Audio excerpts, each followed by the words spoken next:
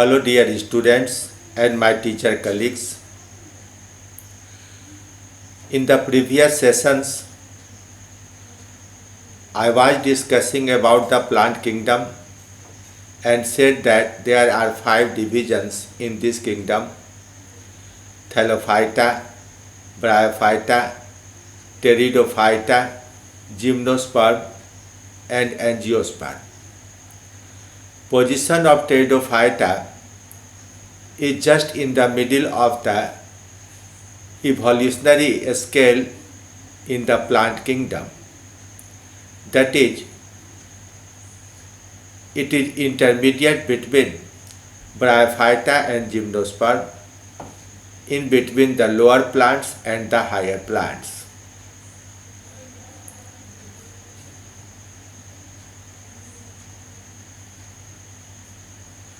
Now, let us see what are the advancements in the characters in Pteridophyta over the Bryophyta. In Carboniferous period, pteridophytes formed big forests, but now only a limited number, hardly 10,000 to 12,000 species are surviving. They grow at moist shady places where water is always available. In this sense, you can say that it is still an amphibious in the plant kingdom. But unlike Bryophyta, it needs less water for its survival. Some species like Azolla and Marsilia are aquatic, and some others like Selaginella and Equisetum are xerophytic. Lycopodium is an epiphytic plant. So some of them are xerophytic also. It means they need very little amount of water. Most of them are small annual herbs. Azolla is smallest, but a few are perennial trees such as Cyathea. The plants are sporophytic, that is diploid in nature. The plant is differentiated into roots, stem and leaves. The primary roots are replaced by adventitious roots. In many species, the stem is erect and aerial. In others, it may be prostrating, while in some species, it is an underground rhizome. The leaves may be scaly, for example, in Equisetum, simple and sessile, such as in Selaginella and Lycopodium, palmate in the Marsilia, and pinnate in Dryopteris. The plants are vascular, in which xylem and phloem, both conducting systems, have been developed, but the xylem contains tracheids only and phloem contains sieve tubes only. That is, tracheae are absent in xylem, vessels are absent in xylem, and companion cells are absent in the phloem.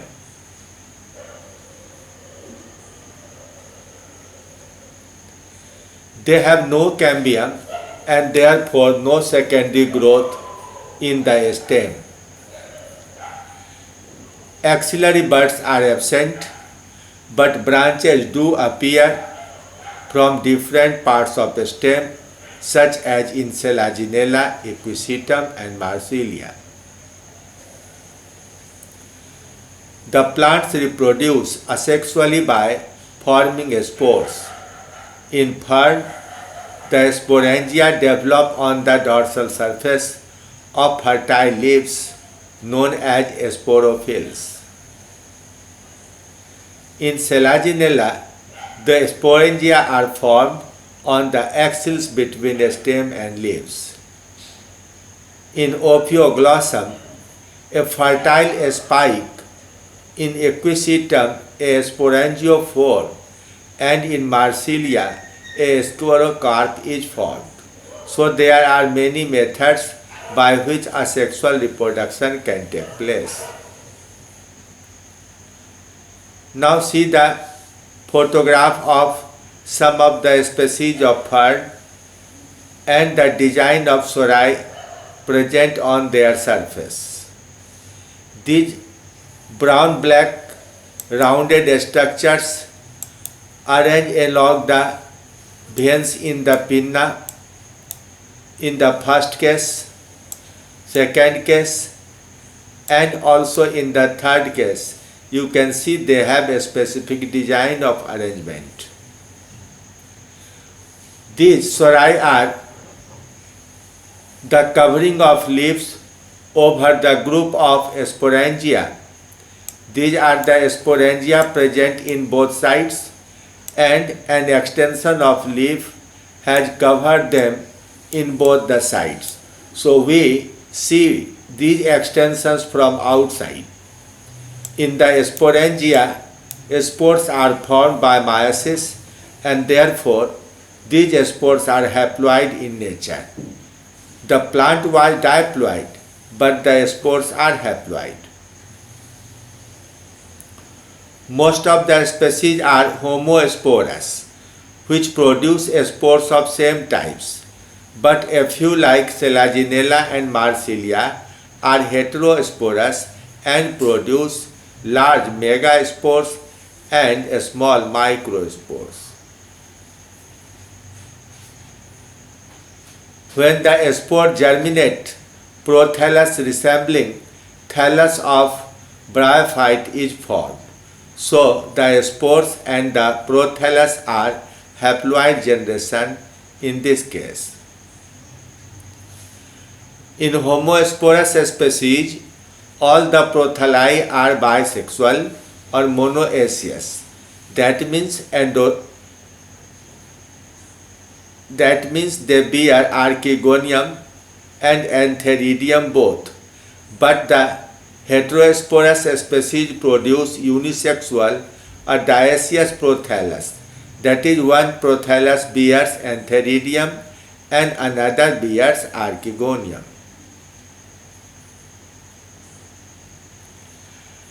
The antheridia produce large number of flagellated, coiled antherozoids or male gametes, and archegonia produce only one ovum in their venter where fertilization occurs. From the zygote, young embryo or protonema are formed that remain embedded in gametophyte for a few days and get nutrition from them. Now see the life cycle of fern. This is the diploid plant, the fern plant or fern tree. You have seen how the sporangia develop inside sori on their leaflets. Now this is the sorus inside which sporangia are present. These sporangia form haploid spores by meiosis. So diploid generation ends with formation of the spores. These spores now get a favorable ground where they germinate to form this prothallus. In this prothallus, in the anterior part, near the notch, archegonia are present, but near the foot, antheridia are found. In archegonium, here is a single archegonium, a single ovum is formed, but in the antheridium, a number of male gametes or sperms are formed. This is antheridia from which sperms have been formed. After fertilization, again diploid generation begins. So, you can see clearly that it has a definite alternation of haploid and diploid phase. I have drawn a line separating them. The upper part is haploid generation and the lower part from zygote to sporangium is diploid generation. Thus, it performs a clear-cut alternation of generation. Now, there was a scientist, Oswald Tippo. In 1942, he classified Pteridophyta into 4 classes. The first class is Coelopsida. These are the oldest known vascular plants in which body is less differentiated.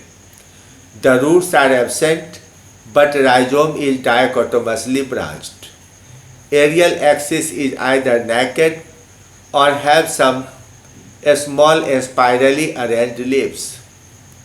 Sporangia are directly borne on the axis of stem. Most of them are extinct, but a few genera are living, such as Coleotum and Mesipteris. Cooksonia and Rhynia are fossils.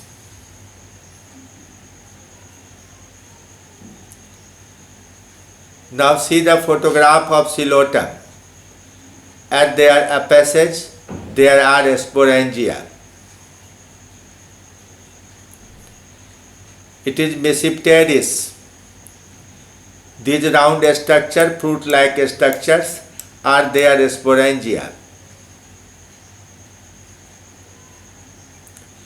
Second class is Lycopsida. They have better differentiated plant body. Leaves are small with a single unbranched vein.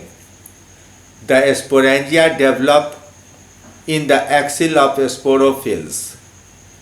These sporophylls form a compact stobila. The examples are Lycopodium, that is club moss, and Selaginella, that is horsetail. Now see the photograph of Lycopodium. The upper part bear sporangia. In Selaginella, commonly known as Sanjeevani, you can see how the leaves are well developed in them, but I failed to show any sporangium in them. Class 3 is the Sphenopsida. These are better developed plants in which the stem is differentiated into nodes and internodes. So it is advancement. Before this class, in the last 2 classes, nodes and internodes were not formed, though leaves were there, axil was formed. The sporangia are borne on the sporangiophores, which form compact cones at the apex of fertile branches. Example is Equisetum. See, this is Equisetum. Many of the aerial branches may be fertile and some may be infertile. On the fertile branches, sporangia are formed. See this diagram. These 2 are fertile branches. Here an strobila is formed. It undergoes transverse divisions like this, and the sporangiophores separate from each segment. From these sporangiophores, spores are released. These spores have 4 arms to help in their floating in air. So these are called elaters. In the sterile branches, you can see a number of leaf-like structures are there. For vegetative propagation, they form also tubers and rhizome. The 4th class is Pteropsida. These are well differentiated into roots, stem and leaves. The stem forms rhizome. They have large and pinnate compound leaves. The sporangia develop on the ventral surface of sporophylls, where they usually form sori. Dryopteris, Pteris, Pteridium, Marsilia, Salvinia, Azolla, etc. are many members in the Pteropsida. Now see the twig of Dryopteris. It is a common plant even found in your vicinity. Just you have to look at the moist shady places where these are present abundantly.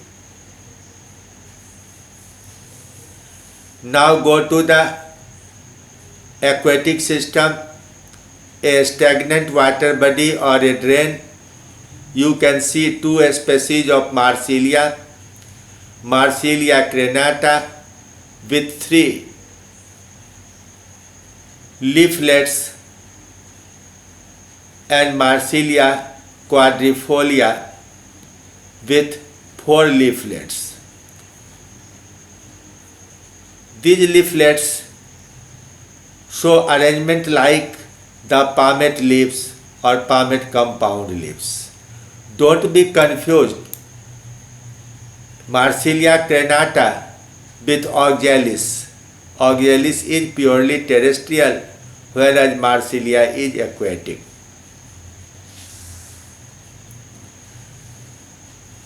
It is Salvinia natans